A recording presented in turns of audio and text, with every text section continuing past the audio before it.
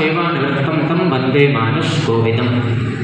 सर्वप्रथम भगवती वीणा पाणी के अलौकिक नर्तन से उद्भूत सहृदय संवेद्य लोकोत्तर ज्ञान परंपरा जिन महापुरुषों के द्वारा मंचस्थ व अग्रभाग में विराजित जिन महापुरुषों के द्वारा जन जन के हृदय में आप्यायित व प्रतिष्ठित हो रही है, उन सभी महानुभावों को मेरा सादर प्रणाम।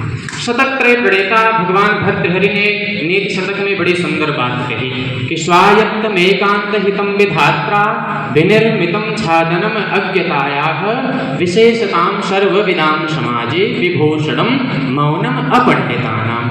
यद्यपि महापुरुषों की सभा में, विद्वानों की सभा में हम जैसे मूर्ख को तो चुप ही रहना चाहिए, लेकिन कुछ भी यदि बोलने की धृष्टता किया हूँ तो मैं क्षमा प्रार्थी हूँ। आपसे निवेदन है, जैसे बालक की तोतली बात को सुनकर के गुरु जी, माता और पिता मुदित होते हैं, उसी क्रम में आप मेरे भावों को श्रवण करें। जो बालक करे तो तरी बाता हो ही मुदित सुनी गुरु पितु माता।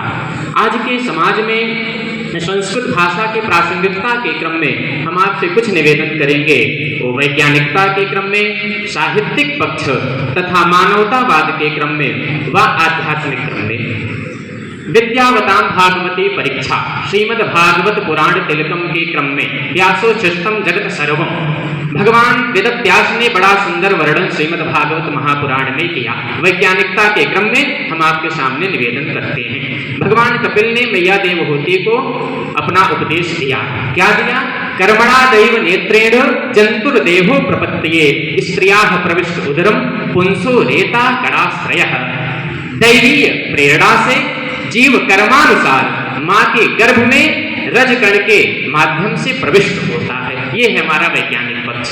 माँ के गर्भ में जीव की 9 महीने की स्थिति क्या होती है, ये हमारी संस्कृत भाषा में आज के हजारों वर्ष पहले भगवान कपिल का जिस समय प्राकट्य हुआ था उस समय वर्णन है।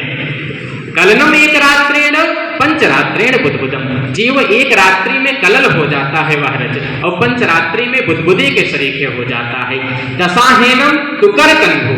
10 दिन में वो जो जीव होता है वो बेल की गुठली के सरीखे हो जाता है। और पश्येंतम वा ततः परम, और आगे चल करके वह अंड के सरीखे हो जाता है। मासेन तु सिरो, 1 मास में सिर आ जाता है।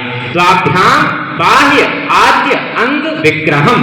2 महीने में धीरे धीरे जीव का बाह्य अंग आ जाता है। और नखलो मास्ति चरमाणे लिंग छिद्रभवस्त्र भी। धीरे धीरे इस पुरुष है या स्त्री है इसका भेद उत्पन्न हो जाता है। ये है वैज्ञानिक क्रम में हमारी संस्कृत भाषा की प्रासंगिकता।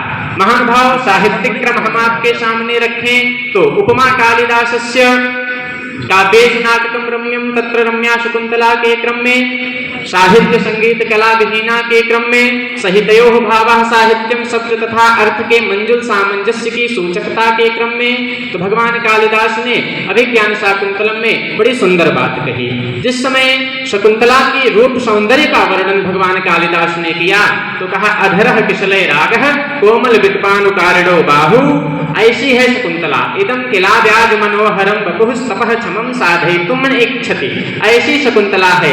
लेकिन जब किसी ने कहा कि शकुंतले, लगता है कि महर्षि कण्व आपसे ज्यादा इन वृक्षों को प्रेम करते हैं, इसीलिए इतनी कोमल आपको इन वृक्षों के जल सिंचन का कार्य सौंप दिए हैं। तो शकुंतला ने बड़ा सुंदर जवाब दिया, ना केवलम तात नियोग एव मम सोदरो स्नेहो अप्यतेषु।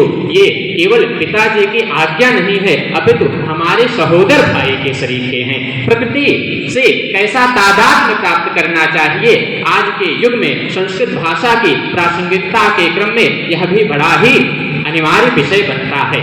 इसके साथ साथ समय को दृष्टि में देखते हुए मानवतावाद व सांस्कृतिक चेतना के क्रम में देखें, मातृभूमि के प्रेम के क्रम में देखें तो बड़ा सुंदर जवाब मिलता है जिस समय मर्यादा पुरुषोत्तम भगवान श्री रामचंद्र जी ने लंका को जीत लिया तो लक्ष्मण जी ने कहा कि भैया आप सोने की लंका प्राप्त किए हैं, अयोध्या में कनक भवन सोने का है, सोने के कनक भवन की अपेक्षा लंका स्वर्णमयी है, इसको हमको प्राप्त कर लेना चाहिए। लेकिन संस्कृत भाषा की प्रासंगिकता के क्रम में देखें, आज हमको ये सिखाया जा रहा है कि अमेरिका में डॉक्टर कितना पैसा कमा लेता है, इंजीनियर कितना कमा लेता है, लेकिन मातृभूमि का वो प्रेम नहीं सिखाया जाता है कि गायन्ति देवा किल गेतकानि धन्यास्तुते भारत भूमि भागो।